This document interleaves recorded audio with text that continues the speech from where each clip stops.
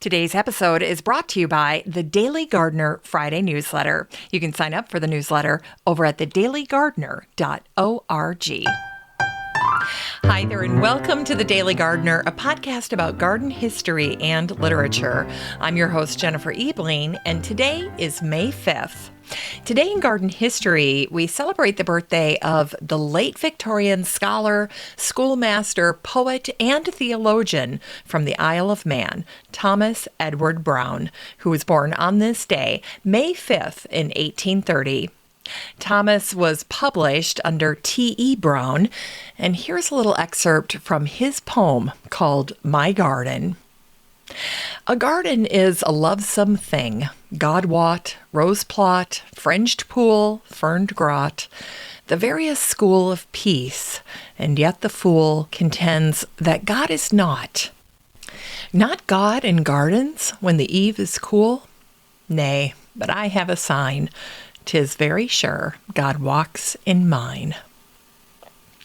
And today is the birthday of the English poet and clergyman Richard Watson Dixon, who was born on this day, May 5th in 1833.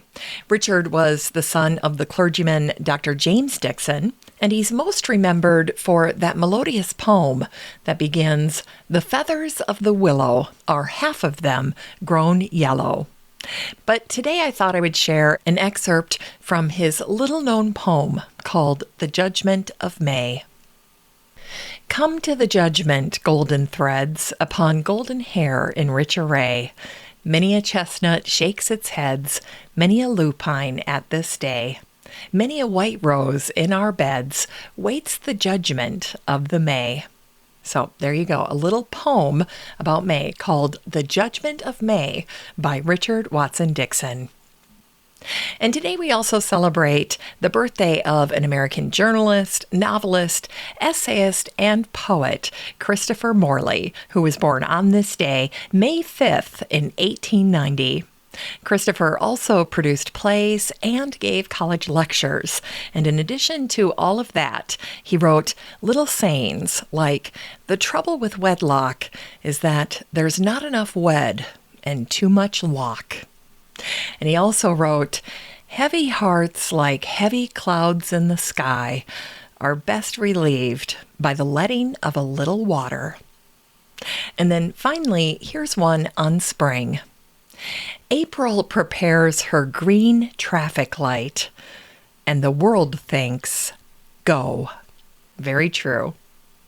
And today we also celebrate the birthday of the English codebreaker and garden historian, Mavis Lillian Batey, who was born on this day, May 5th in 1921.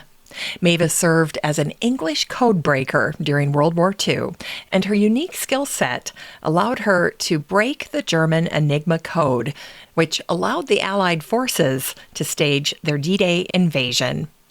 Mavis became a champion for forgotten yet historically significant English gardens.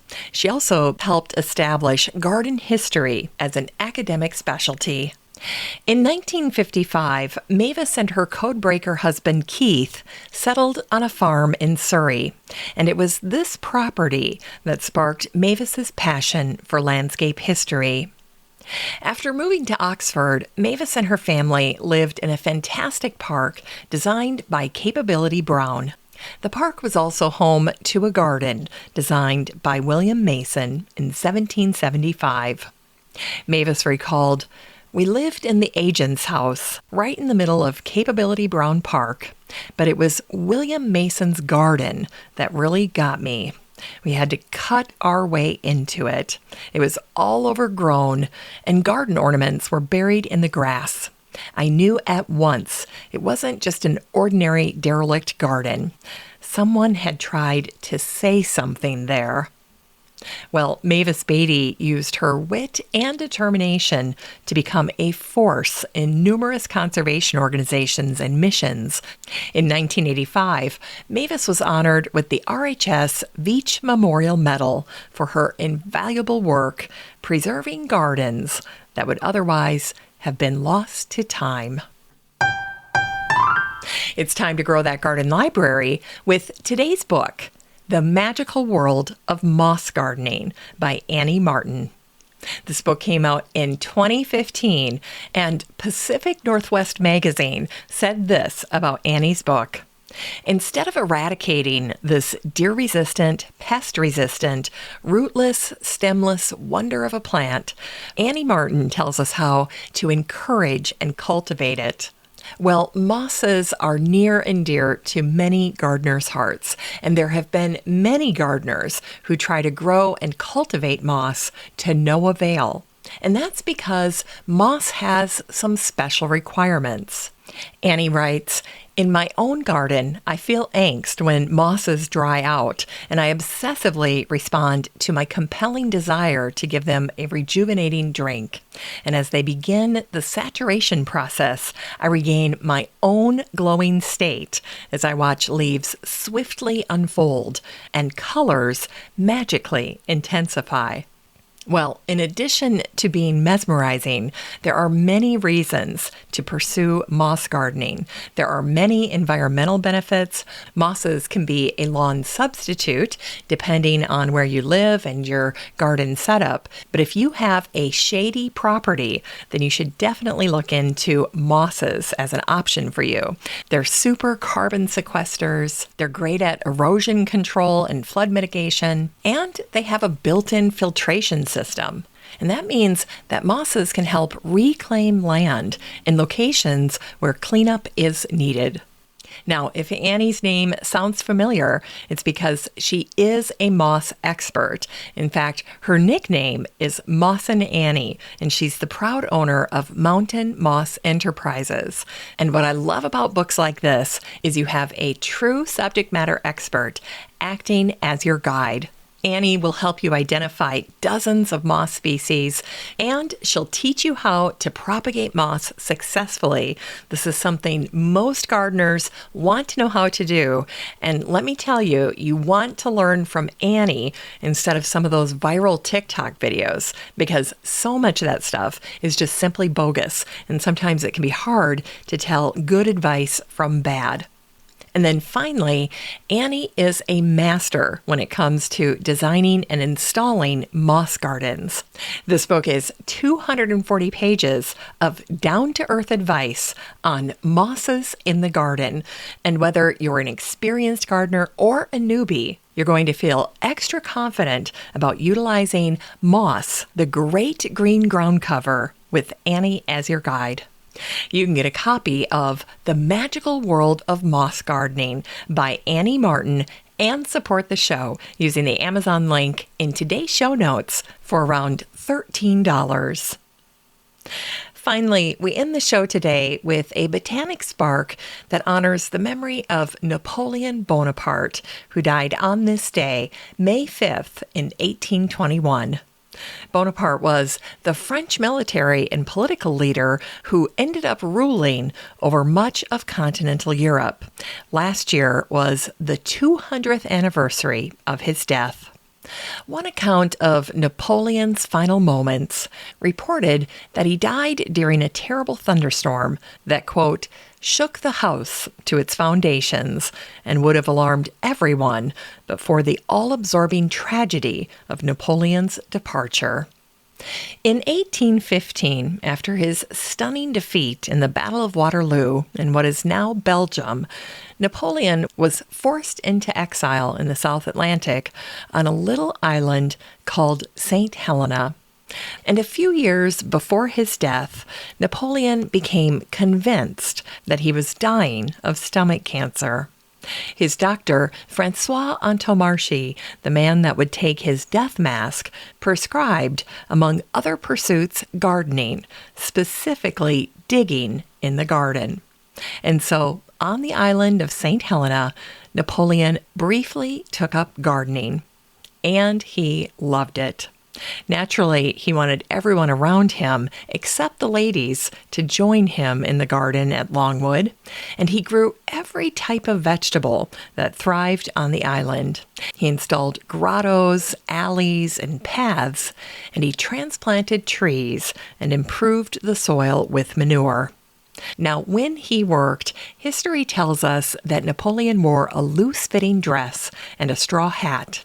And at one point, Napoleon actually shot Count Bertrand's goat because it was eating his plants.